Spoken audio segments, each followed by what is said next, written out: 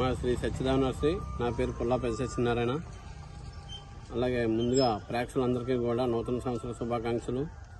అలాగే ప్రతి సంవత్సరం కూడా మొక్కలతో ఏదో ఒక కూర్పుని ఏర్పాటు చేయాలని చెప్పేసి చేసుకుంటూ వస్తూ ఉంటాం. ఈ సంవత్సరం కూడా నూతనంగా ఏదో ఒకటి ఏర్పాటు చేయాలని చెప్పేసి నూతన సంవత్సర శుభాకాంక్షలు తెలియజేయాలి ప్రేక్షకులందరికీ కూడా అని చెప్పేసి ఈ కార్యక్రమాన్ని ఏర్పాటు చేయడం జరిగింది.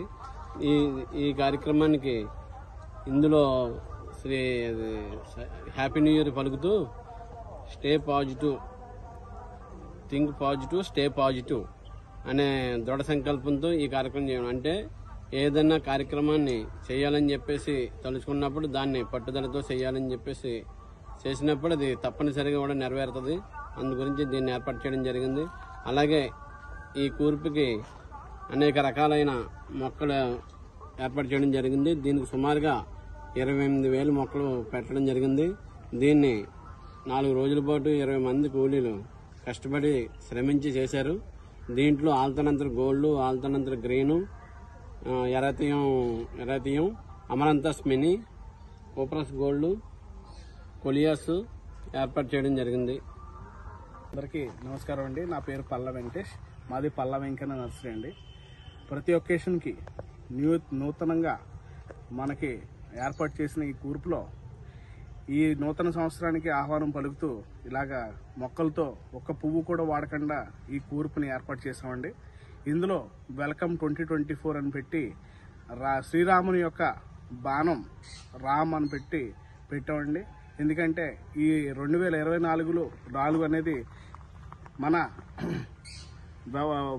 ఈ ఎప్పుడైతే మనకి యూనివర్స్ ఉన్నంతకాలం ఈ సంవత్సరాన్ని గుర్తు చేసుకోవాల్సి ఉంటుంది. ఎందుకంటే మన అయోధ్యలో శ్రీరాముని మందిరం ఇలాగా ఈ సంవత్సరం విగ్రహ ప్రతిష్ట, గుడి ఓపెనింగ్ జరుగుతుంది. కాబట్టి చాలా మంచి పరిణామంగా గుర్తించి మా మొక్కల ద్వారా కూడా చిన్న సందేశం అందరికీ కూడా శ్రీరాముని యొక్క గొప్పదనం, అలాగే మన దేశం ఎంత మంచి సంవత్సరం కింద గుర్తించారని చెప్పేసి మేము ఆనందిస్తూ ఈ విధంగా ఈ కూర్పు ద్వారాగా 2024కి ఆహ్వానం పలుకుతూ పెట్టామండి.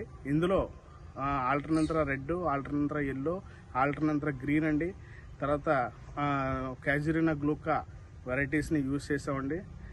ఇందులో సుమారు 22 మంది కూలీలతో 5 రోజుల పాటు శ్రమించి ఈ కూర్పుని ఇలా తీర్చిదిద్దడం జరిగిందండి.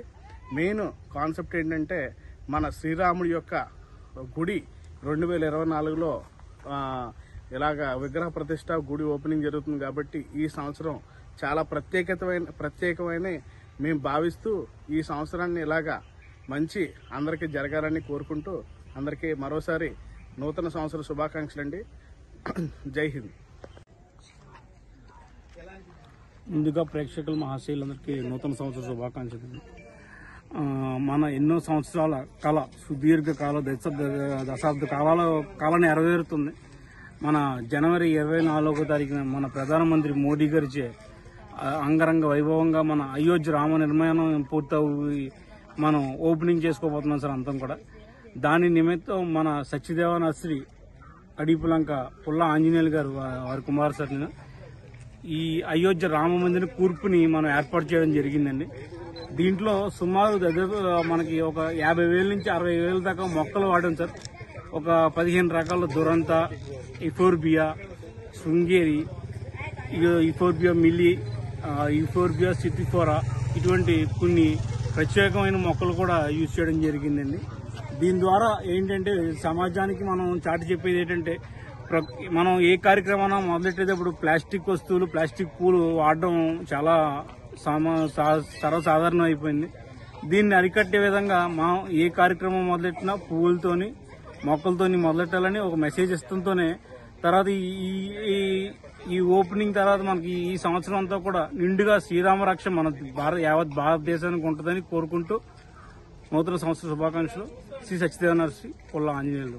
ఎంతమంది ఈ కూర్పు దాదాపు మనకి ఒక 20 రోజులుగా దగ్గరగా మనకు ఒక 15 మంది కూలీలు పెడుతున్నారు సార్ దీన్ని.